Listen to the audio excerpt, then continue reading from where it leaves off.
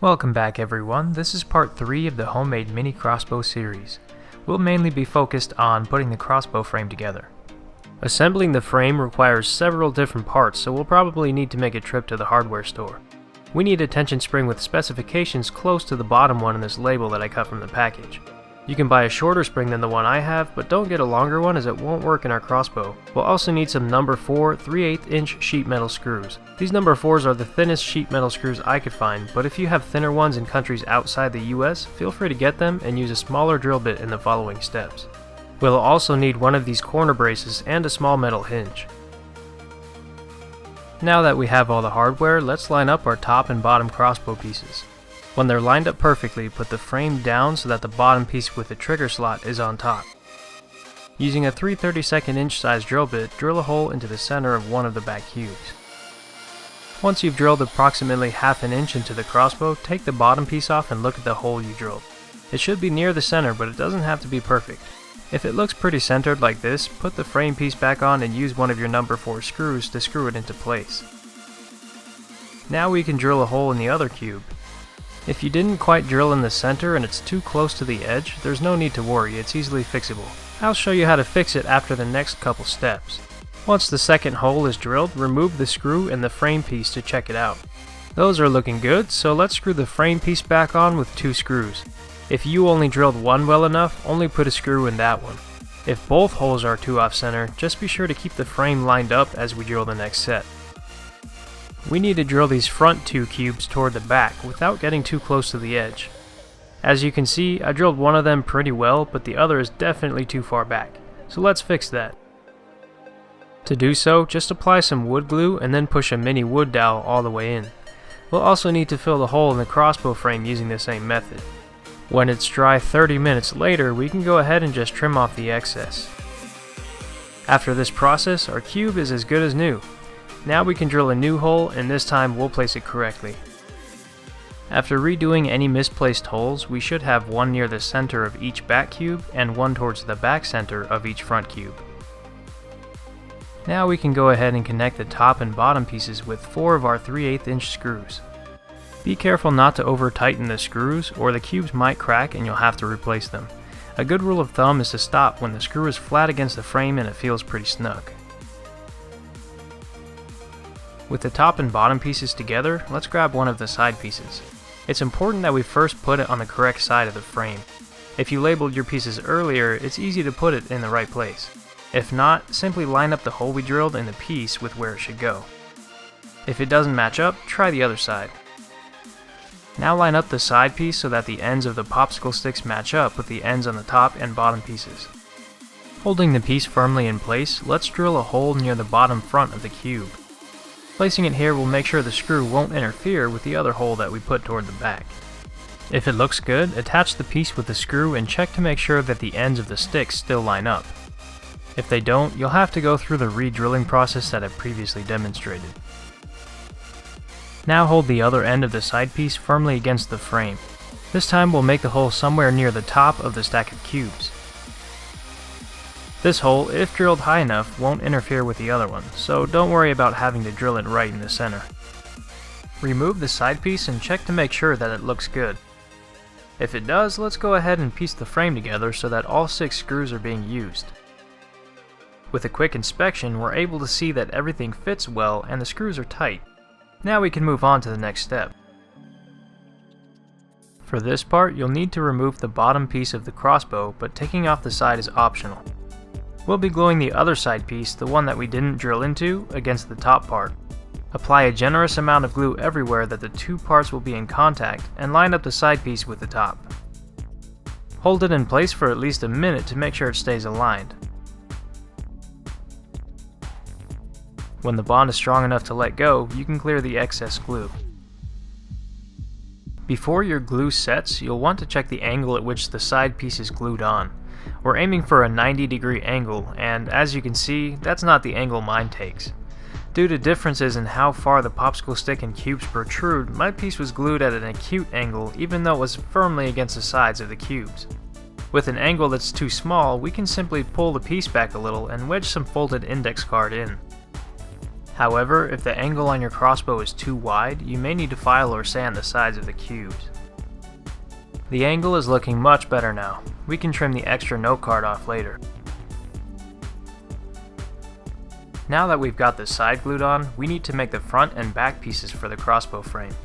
Cut the round edges off of a couple popsicle sticks and cut 4 pieces that are about 1.5 inches long. Glue 2 pieces side by side onto your cereal box or other flat cardboard. This will be the back piece later on. For the front piece, glue down a stick, a section of mini wood dowel next to it, and the other popsicle stick next to that. While we're waiting for those to dry, let's get a couple corner braces out. They're longer than what we need and the holes are too big, so we need to cut the ends off right where the hole starts. As you can see, grinding metal sends sparks and shrapnel flying, so protection is a must. Cutting the brace also generates a lot of heat, and waiting for it to cool down every few seconds wastes a lot of time. A helpful tip is to keep a plate or bowl of ice nearby and set the brace on ice every time it starts getting too hot. The ends should come off after a minute or two. Now do the same thing for the other end of the brace. This is what it should look like when you've cut both ends off. The next thing we need to do with it is actually cut it down the middle lengthwise so that you'll have 2 corners instead of 1. This process also gets really hot, so keep your tray of ice handy. Once the brace splits in half, cool it on ice so that you can take a look at the 2 pieces. There will probably be some rough edges, and we need to grind those down so they're not sharp. Once you're done with that, take a look at the 2 metal corners. They should be about the same width. This pair looks good, but if you cut your corner brace incorrectly and the 2 pieces are very different in size, you'll need to start over with a new one. With that done, the popsicle sticks that we glued down earlier should be dry enough. Go ahead and cut them out. When finished, there should be no cardboard extending past the wood pieces. Now let's put the piece without the wood dowel at the back end of the crossbow frame. Holding it against the side that we glued on earlier, use a marker or pen to mark the edge of the cubes. We need to mark the front piece next. This one will need to cover the entire front of the crossbow, so mark it about 3 mm away from the edge of the cubes instead of right next to them. With both the front and back pieces marked to the correct length, let's trim the excess. A quick check ensures that the pieces are the right size. Let's set the front and back pieces aside and grab the bottom piece of the crossbow, which is the one with a longer slot for the trigger. In this step, we'll be using a 7/32 inch or equivalent drill bit to increase the size of the holes we drilled earlier. The goal is to drill far enough so that the heads of the screws won't stick out when the crossbow is assembled. Drill each hole to a depth of about 2 to 3 mm, but do not go all the way through. You can test the depth by inserting a screw and seeing if it is flush with or underneath the surface. If you drilled too far, you can fill the hole and drill it out again once the glue is dry. The holes need to be smooth with the surface, so use a file or rotary tool to get rid of the raised edges. Here's what the piece should look like when you're done. Before we move on, let's assemble the crossbow. Install the trigger system as shown and screw on the side piece. With the bottom piece either screwed on or held in place, try to pull the trigger all the way. If it doesn't protrude through the gap or gives a lot of resistance, you'll have to make some adjustments. The most likely problems are that the screw eye on the trigger is contacting the bottom crossbow piece, preventing it from swinging, or that the trigger itself is not making it through the gap on the top piece. With examination, I determined that the screw eye on my trigger was colliding with the bottom crossbow piece, so I carved out a dip to give it more space. After carving the dip, I tested my trigger again. As you can see, I could almost pull it all the way, but it wasn't returning to its normal position. This means that it needed just a little bit more space, so I repaired the holes we drilled for the metal axis and re-drilled them a little higher up. This solved my problem, but if these methods don't work for you, the top of your trigger is probably either too big or out of alignment. Once we've got the trigger working smoothly, we can make the spacers to keep it centered on its axis. Remember that cardboard tube that we made in the beginning? We finally get to use it, as long as it's been drying for at least 24 hours. Put it on a mini wood dowel or the metal tube that you used to make it. Using a hobby knife, apply pressure to the cardboard tube while rolling slowly to cut the end of the tube off. Now cut two pieces off that are about 12 millimeters long. These pieces will keep the trigger in the center of the axis, so they have to be the same length. Put them on the axis with the trigger and cut off small pieces until a steel rod protrudes from the tubes on both sides. Now install the trigger into the crossbow, leaving the bottom piece off. If the frame can't come together completely, cut off equal pieces from each cardboard tube until it can. Once you've trimmed the tubes to the correct length, the frame should fit together nicely and you should be able to pull the trigger without it sliding sideways on its axis. If you'd like to make the ammo clips to store your bolts on the side of the crossbow, cut out some extra pieces of tubing at 1 centimeter long each. 6 clips can fit nicely on the crossbow, but you can have up to 8 or maybe even 10 if you'd like. If you don't care about storing ammo on the crossbow, click this annotation to skip ahead. The next step for our pieces of tube is to use a grinding wheel to cut a line through the length of them.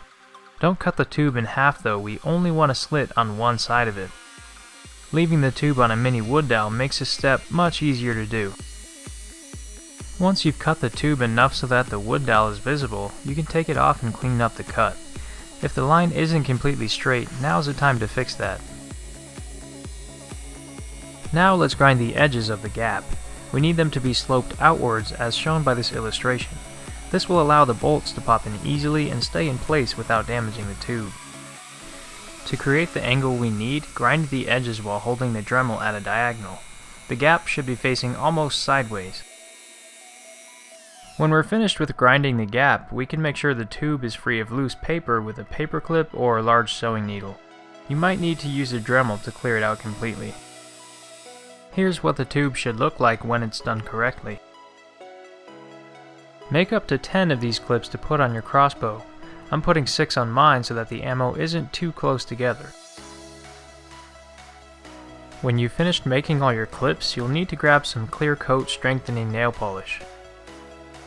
We need to coat each clip with a layer of this polish. Doing so will make them stronger and prevent the layers of paper from separating. Start by dabbing some polish on the edges and the inside of the tube. Use a thin object like a large paper clip or sewing needle to spread the polish across the entire inside surface. Also make sure to cover the ends of the clip. Set it aside to dry and do the same thing for the other clips that you made. Once you've coated the edges and insides of the clips, brush a layer onto the outside surfaces of the tubes in the order that you coated them the first time. Set them upside down so that the outside surface can dry.